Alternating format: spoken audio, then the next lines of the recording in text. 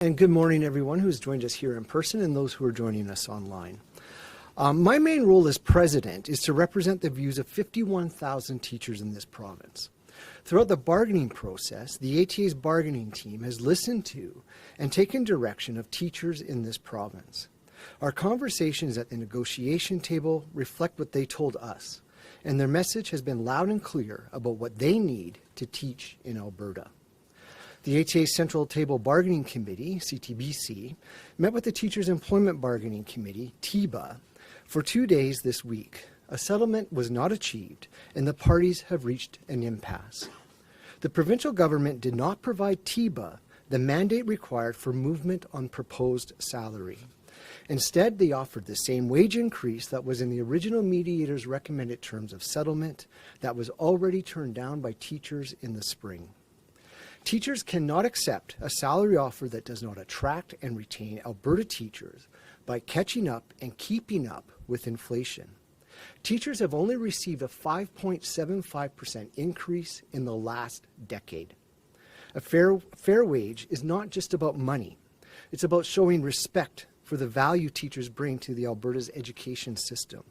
The very value the government, including the Premier herself last weekend, acknowledged. Teachers shape Alberta's future. Teachers who have given their all to their students, their schools, and their communities, but yet they see their compensation fall behind every year. As students begin attending classes across the province, they will once again be returning to a public education system that spends the least per student in Canada. 3,000 additional teachers is a drop in the bucket and should have already been planned for by government to address population growth. This proposal was a last-ditch effort by the ATA to somehow add teachers to an already strained education system. And I'd like to take a moment to shine the light on several new, complex, sensitive tasks that require time, training, and emotional labor that teachers will see added to their plates this fall. Teachers are now responsible for sorting and calling not only library books, but also the books that they have accumulated in their own classrooms, often paid for with their own money. Managing opt-in permission forms for sensitive content is new, and navigating new protocols around gender identity has caused anxiety amongst the membership. These new tasks are now piled upon already implementing new curriculum and standardized testing for every student in kindergarten and grade 3. The workload has increased, the expectations have grown, class sizes continue to soar, and the pay has barely moved. The association initially attempted to deliver for students with a variety of solutions to address class size and classroom complexities, including a teacher-pupil ratio. All of these attempts were turned down by the government's bargaining team. Securing 1,000 new teachers annually for 3 years was an alternative attempt to address class size, even though that we know that this number is not enough. The ATA attempted to deliver for students what they need in their classrooms. Now it's time for the Alberta government to deliver for teachers. When half of new teachers in our profession leave within the first 5 years of their career, the message is clear. The education system in Alberta is unsustainable. It is a move that is typical from government. They have turned around and blamed the very people who have been sounding the alarm about the state of public education in Alberta. It is hypocritical for the government to claim that they value education while running a public education system that spends the least per student in all of Canada and simultaneously underpaying the very people who make it work. The government cannot profess to value public education, then turn around and vilify teachers and the professional association. This government cannot address only part of the problem and expect it to be solved. They need to deal with the entire problem and do the right thing. Pay teachers for the increasing amount of work that they do with children who are the future of this province. Teachers are the pillar of our public education system.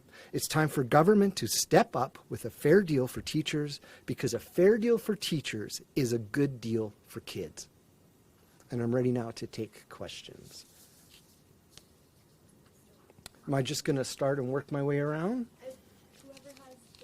Okay, we'll do that. We'll go right here, please. Thanks. Stephen Sandor from the Edmonton Journal. Saying that, are you willing to activate the 72-hour strike clock? Are kids going to be in school next week?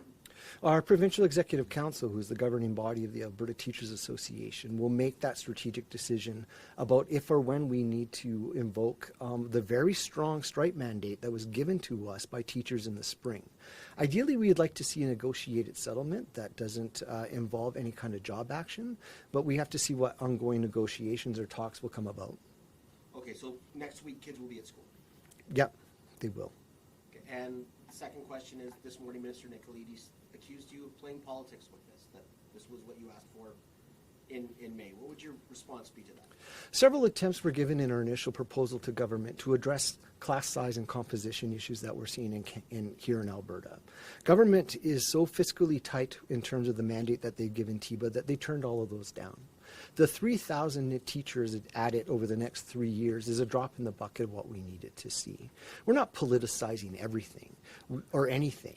We are showing the reality of what is happening within our schools in Alberta. The fact that my colleagues are seeing the largest classes that they've ever seen. The fact that they can't spend more than maybe up to 2 minutes per student in a classroom. The fact that they don't have the resources to meet the needs of students within our schools, including those with special needs. The fact that they don't have the very things that they need to do their jobs, all while watching their salaries fall further and further behind, is not politicizing. It's telling the truth about what we see in our schools.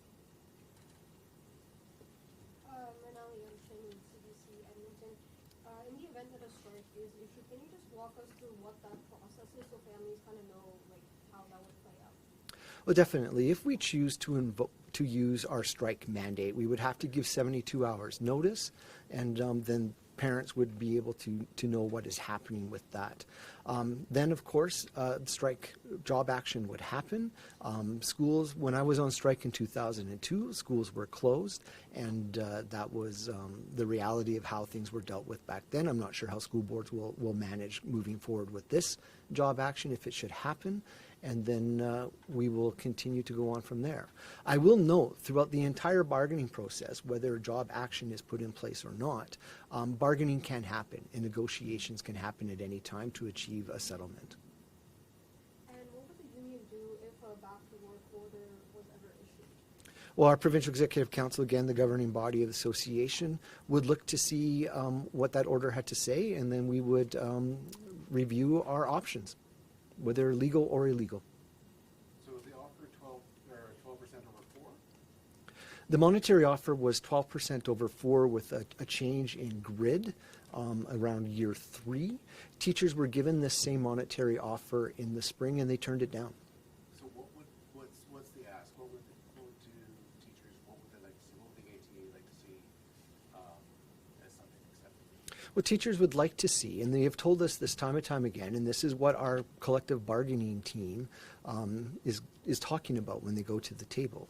They want to make up for lost inflation and keep pace with current inflation. And so they looked at what the offer was and made some suggestions to alter it to make it that so it would be better, but that was turned down by government. So what was the ask then? The ask was to move the change of the grid up earlier and to make some adjustments so that those who are at the top of the grid would receive a 1.5% increase on that as well. The grid restructure plus 3%? Or is there a percentage of people that don't go, they'd like to see X amount of percentage over a certain amount of time?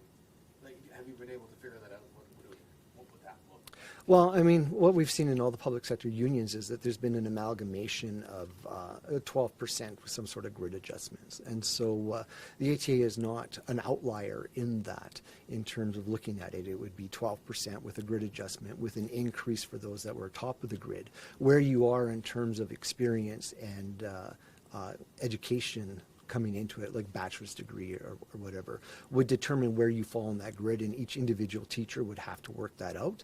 In the spring, we created a calculator so that teachers would be able to clearly identify where they would fall in terms of that. Jason, Minister Nicolaides said that the union's preference is to have fewer new teachers hired with higher wages. Is that accurate? Is that what? That was never tabled by the association. And can you walk me through what the next steps are? Because we walked away from mediation yesterday.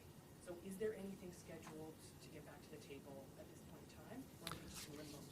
Well, we had meetings this week with the help of a mediator. So both sides were meeting with the help of a mediator. We have no talks scheduled right now at the moment, but we could schedule talks at any given time.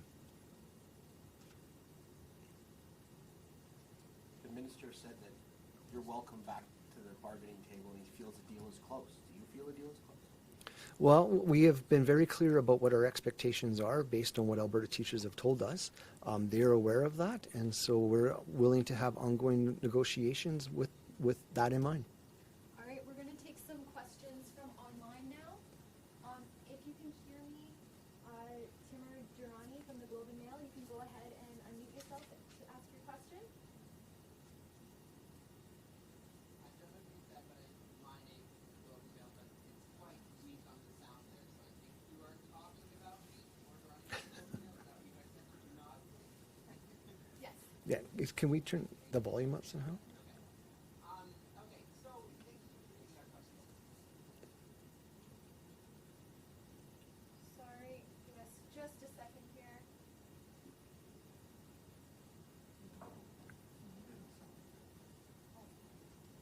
Muted himself. Ask him to unmute. Can you unmute yourself and ask your question again? Sorry, we're just having a little bit of sound difficulties on this end. Okay, can you hear me better now? Yep, that's better. Thank you. Sorry about that. Thank you so much for taking our questions this morning. You've mentioned that this looming strike is arriving at the same time as Alberta's goalpost of October for the removal of books in school libraries and mandates to implement new rules around pronouns and trans students. I wonder, how have those social issues come up during contract negotiations so far, and how much do you plan to include them in the future? Well, they're not part of the ongoing negotiations right now because we started a year ago and these have been introduced since then. And so you wouldn't introduce new topics while you're within the bargaining process unless both parties agree to do so. But what this has done to my members and what we're hearing from them, the book banning, the ministerial order on school libraries, Bill 27, the anti-trans legislation, the pronoun, the opting in for sex ed, getting materials approved by third-party materials approved by government, has added to the workload of teachers, and it has angered them in terms of the fact that it seems like we are marginalizing a certain group of our students, that we are targeting to us LGBTQ plus students within our schools. We're saying you're not allowed to see yourselves reflected within the school library or the classroom library. We're also seeing that teachers are looking at the classroom libraries that they have. And I'm hearing reports from teachers that instead of having to deal with the consequences of a book ban or a school library ban, they're just boxing all their books up. That they're going to close libraries until mid-October, until school boards can get their policies in place. And I wonder as a teacher, as an English teacher, how this is good for students, how this is good for their learning, and how are they going to be able to see themselves reflected in the curriculum and the literature that they read. Like I said, I've taught high school English my entire career, have a classroom library, probably about 500 books within my classroom, most of it paid for with my own money. When do I have the time at the start of a school year with everything else that's been added to my plate to now suddenly turn around and inventory all of these books? And then we've all seen the circulated list of books that were banned there, and Minister Nicolaides had indicated that 1984 and The Handmaid's Tale by Margaret Atwood would not be considered a book that would be on this list, yet we saw it on the list yesterday. Just as a follow-up, in your contract negotiations then, are you asking for more resources from the province to implement its mandates on book bans? Because as you said, right now that is adding to the workload. So are you asking for more, say, personnel from the province as well? Is that part of the negotiations right now? It's not part of the negotiations, but I don't understand why teachers should have to ask for resources for things that the government wants them to do. If the government is going to put a mandate in place, if the government is going to put something on the plate for teachers to do, then the government should be supplying the resources, including money, for teachers to do that work. It shouldn't be on teachers to always be invoking government mandates without the resources available to them. Thank you for your question. Caden Brayshaw with Livewire Calgary, go ahead and unmute yourself, please. You guys hear me all right? Yes, go ahead, please.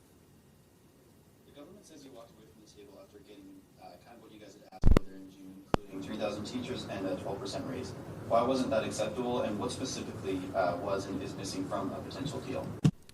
When you look at the mediator's recommendation that came out in the spring that teachers had turned down, there was other provisions in there to address class size and complexities that teachers did not find acceptable.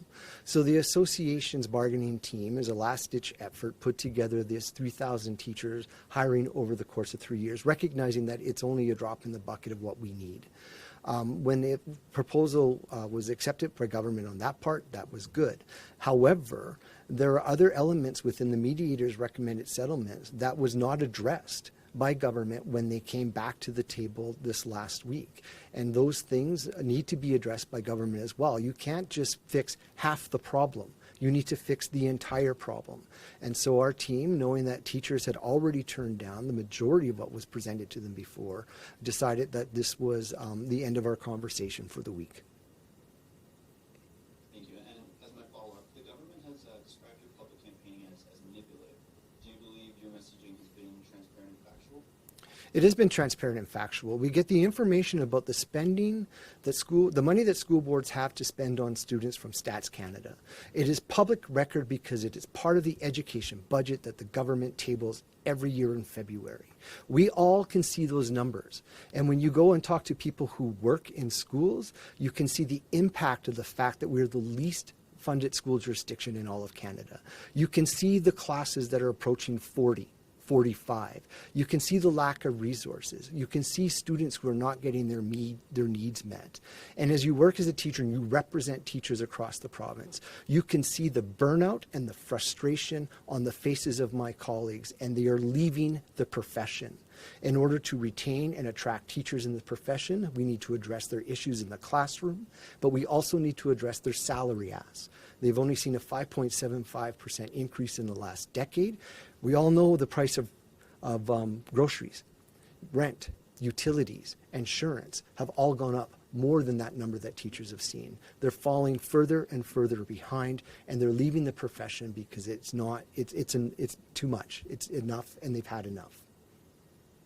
Thank you for your question. Catherine Grigowski, All Alberta. Please unmute yourself and go ahead. Yes, please, go ahead. Okay, perfect. So this morning the minister said that the ATA's bargaining unit had actually asked for fewer teachers in order to get those raises, and I'm wondering what you would say to that statement. That wasn't tabled in terms of the bargaining negotiations. And the minister had also basically accused the ATA of saying one thing in public, that the concern was about classroom complexity, and then going to the bargaining table and saying, no, actually it was about raises. And the minister said he was very disappointed that the ATA's focus isn't on classrooms. So what would you say to that criticism that he's saying that it's only about wages for the ATA? In terms of looking at what we would put forward in an initial proposal, it's very complex. It talks about classroom conditions, working conditions, salary, benefits, leaves. All of those things are on the table when you go to negotiations. So it's disingenuous to say that we only care about wages at this point, when we have been talking about classroom sizes, classroom complexity, benefits and leaves, and other things that we would talk about, including wages. All of those things are on the table for discussions. And you sign off on certain things when you're bargaining, but you keep talking about these things.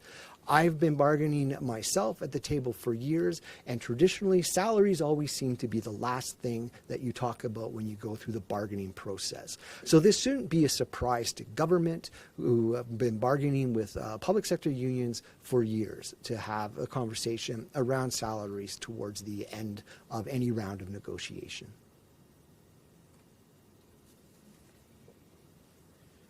Thank you for your question. Lawrence from Radio Canada, you can go ahead and unmute yourself, please. Go ahead, please.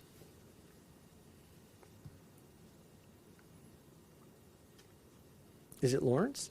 Lawrence from Radio The government don't. Go ahead, please. Or may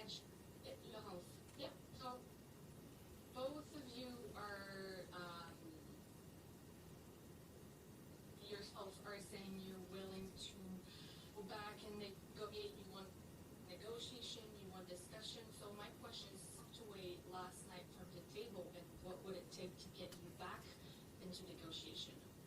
Well, it would take government to have a reevaluation of their fiscal mandate. Right now, we're stuck in terms of the government has said you only have X amount of dollars to work with, and in order for us to move talks forward, we would have to have a serious discussion around that fiscal element that comes to what TIBA and the government are willing to discuss.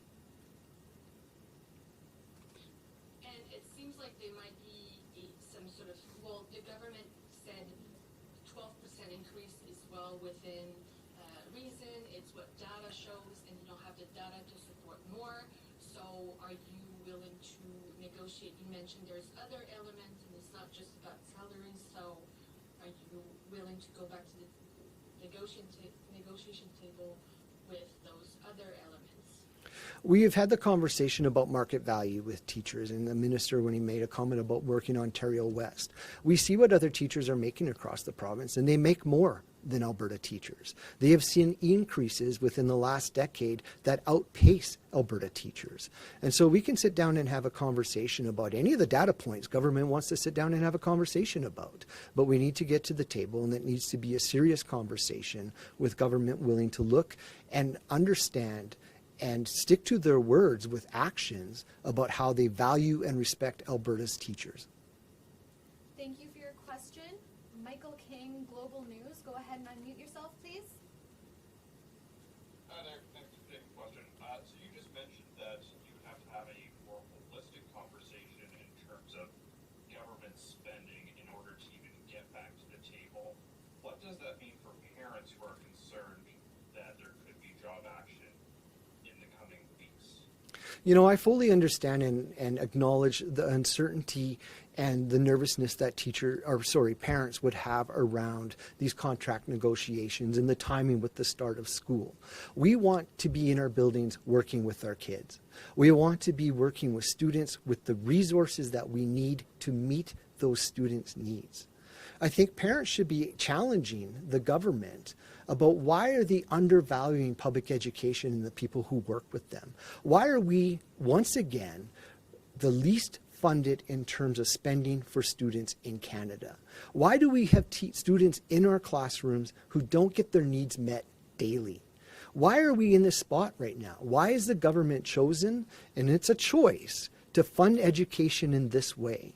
And I know that parents out there can see when their students go to school that these classrooms are overcrowded. They can see that parents, our teachers are frustrated and are starting to burn out.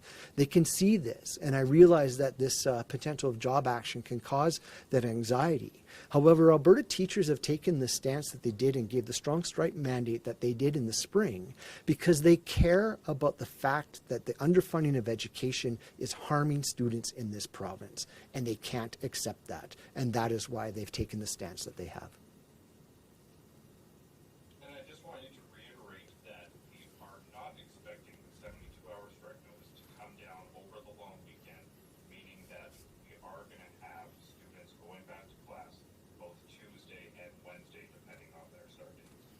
Right now, Provincial Executive Council has not made the decision to invoke the 72-hour strike notice, and therefore that's where we are right now. Thank you for your question. Bob Covey, Jasper Local, you can go ahead and unmute yourself, please. Thanks, folks. Just a simple question. The minister said that you asked for 1,000 teachers for 3 years and that they offer that, but he said that your position has changed. Has it? The position that was tabled in June had this within there. And so if they say our position has changed, when we had talks this week and he said nothing was countered, what was countered was our June 19th position. Do you want to elaborate on what that means today? What it means today is that what we put on the table on June 19th in terms of what teachers are seeking for is the position of the association as of this point within negotiations. Thanks. Jason Markisoff, CBC, go ahead and unmute yourself, please. Hi, can you hear me? Yes, go ahead, please. Right. What do wage and salaries have to do, or how would that go to address classroom size and classroom complexity if teachers got more pay? Well, it goes back to teacher retention and recruitment. So we know that within universities, we have about 2,000 teachers in pre-service programs. They graduate annually about 1,500 teachers. 25% of those teachers who graduate every year from a university program choose not to teach because of the classroom conditions. We also know that 50% of our teachers are leaving the profession within the first 5 years because classroom conditions are not what they thought it would be. And so improving the salaries of teachers helps in terms of retention and recruitment of people within the profession. You need new people coming into the profession, especially with the growth that we've been seeing. We have not seen teacher hiring keep pace with student growth over the last several years. There's a huge gap between the number of kids in our system and the number of teachers who are working with them. In fact, Alberta is the highest amount of students per teacher in all of Canada. Not only are we the least funded, we also have the most students within our classrooms per teacher. Including a wage increase would help move that so that teachers are staying here. Many of you have heard me talk about over the last several years a shortage of substitute teachers within the province. It would help to attract and retain substitute teachers so that when a teacher is sick or has a professional development day, which is a requirement, they actually have somebody who can come in and cover their class instead of the other teachers within the building scrambling to cover those absences. And finally, teachers have said to us, our wages have not kept pace with inflation. And they are looking to make sure that they can have a makeup of lost inflation and then just to keep pace with current inflation. They're not asking for the moon. They're asking to keep up with inflation within this province.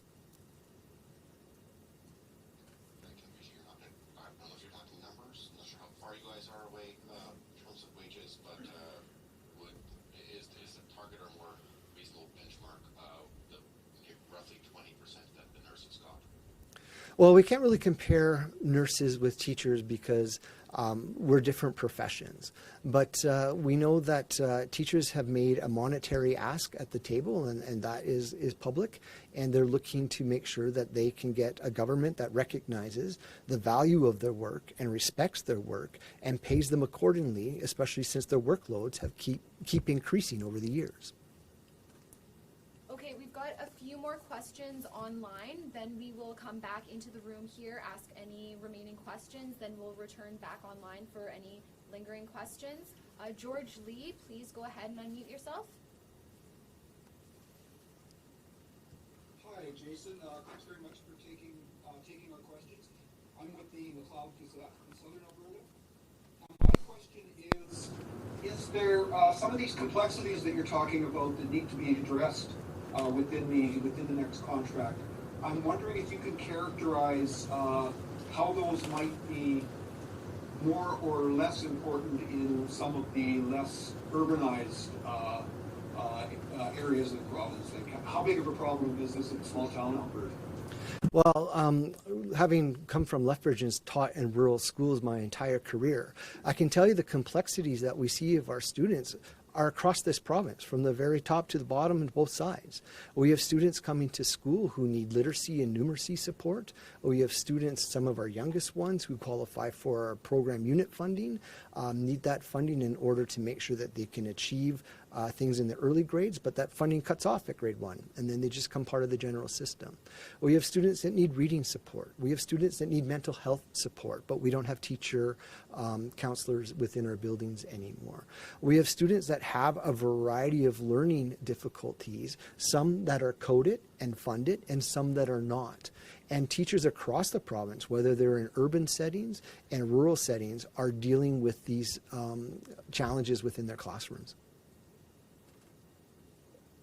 I guess my follow-up would just be, from the parents' perspective, is if there is in fact a strike, if that does happen, does the inconvenience or the difficulty in dealing with the logistics of the fall situation for parents, does that come into your thinking patterns when your membership looks at whether it's going to strike or not? We definitely keep that in mind. I mean, you become a teacher because you want to work with students. You want to help them achieve the goals that they have in their life. You want to be able to help people. And teachers work very closely with parents for a lot of aspects around the relationship between students, teachers, and parents. They work very closely together. Teachers understand and recognize that this would cause an inconvenience and that it's creating anxiety for parents right now. But teachers also know that they are sticking up for their students in their classrooms because it's the right thing to do, because they're seeing too many kids slip through the cracks, and these are, the kids that parents are sending to school for us to work with. And I think that that's part of their thinking. They recognize the issue with that, and they keep that in mind as they're moving forward, but they know that they're fighting for them. All right, Meredith Kerr, Lakeland This Week. Please go ahead and unmute yourself. Go ahead, please, Meredith. Oh. Yep. Can you hear me? I can, sorry. Okay. So the question that I had for you, one of the ongoing things in Alberta right now, I know the APE is also in negotiations with the government and also potentially looking at a strike this fall. Have there been any conversations between the ATA and the APE about coordinating a strike action? Not in terms of coordinating strike action, but I am in regular contact with the other union presidents of public sector unions and private sector unions across Alberta. Okay, and then a follow-up to kind of build a bit more on what George had been asking about the more rural parts of the province. When you were discussing the potential for 3,000 new teachers to be added, was there a conversation about where in the province those teachers were going to be going, or like how they would be spread around? In terms of negotiations, that sort of detail wouldn't be worked out at that moment. You would talk and say, yeah, this is what we're going to do. And then as you come to an agreement that is signed, then you would start working on the details with school boards and schools about where teachers would be hired in order to alleviate, especially some of the hot spots that we're seeing across the province. Thanks very much. You're welcome. Thanks for your question. We're going to return to the room here now to take any other questions that you may have. Any questions here? All right. We're good? All right, we're going to go back online. Okay. Timur from the Globe and Mail, please go ahead and unmute yourself. Yeah, thank you. I hope you can hear me. And thank you for returning again to the questions. I just had some clarifying questions before we end the call today. Mr. Schilling, I'm hoping you can lay this out more definitively before we end. Like, what exactly is the percentage for salary increase that you're hoping to walk away from here? I know you may not be able to say that, which is why I want you to say that. You might not want to say that. The province said it is offered 12% over 4 years, which of course is an offer that has not been accepted. Clearly, that's why we're here. So what is the offer that you would accept? Teachers have talked about the fact that they need to, and you've heard me say this already before, so forgive me for repeating myself. They want to make up for lost inflation and keep pace with current inflation. The exact number that teachers are looking for, I'll leave that to negotiating at the table, because that's where that conversation should be had, not within the media talking about specific numbers, because that just creates a bunch of speculation and around that topic. And so I would leave that to our negotiators. Teachers have expressed to our negotiation team where we are in terms of what they're looking to see with that, and they have rejected the fact that government has put the offer on the table that they have. Okay, so we're not getting the numbers. Okay. One more clarifying question, though, before we end. Could that 72-hour notice that you talked about, you're saying it's not happening now, okay, but could that potentially happen on Sunday or Monday, just as this long weekend is about to be wrapped up? I understand that could be a possibility. Is that something you're saying could happen? Like I said, Provincial Executive Council, which is the governing body of the association, will make that determination about when and if we need to put in place the 72-hour notice. Whether that happens this weekend, I wouldn't pre-assume what Provincial Executive Council would do, because they need to talk to their members just like we do, and that decision will be made at the time when we need to make it. Okay, thank you. Lisa has a question. Yes, I was going to say, I'm just going to go to the remaining question online. We just have one more remaining question, and then All right. we'll return back to the room here. Lawrence, Radio Canada, go ahead and unmute yourself, please. Thank you. I just have one question. Can you clarify clarify what happened last night? Like, who walked away from the table saying we won't budge on this? I mean, the negotiations this week, as we were having discussions, it was clear to us that government was not willing to move beyond their tight fiscal area that they were in. And so recognizing that we were sort of at an impasse, the association chose to end conversations for that day. Thank you, that was it for me. Okay, thank you. Lisa. Yeah, sorry, just one more question. Do you think it was inappropriate for the minister to put out that press release yesterday and speak this morning about the details of the negotiation? Was that bargaining in public, bargaining in bad faith? It was not necessarily bargaining in what he was relaying in terms of it's not bargaining information. Do I agree with everything that the minister said? Absolutely not. And would I challenge him on a variety of things that he said in the press release yesterday and today? Absolutely. But the specifics about how do we get to a final agreement between ourselves and the government is something that we shouldn't be talking about publicly. Up until yesterday, how was negotiations going? Was it going well? Was it constructive? Was it, how was negotiations going until we got here? Well, I mean, if you're having a conversation and still negotiating, that's always going well, right? It's always good to be at the table. There is a certain element of frustration, I would recognize that, which probably on both sides, of not being able to move towards the things that you would want the other side to move on. Teachers have been very clear about their expectations and their needs, and the levels of frustration increase through the course of the day.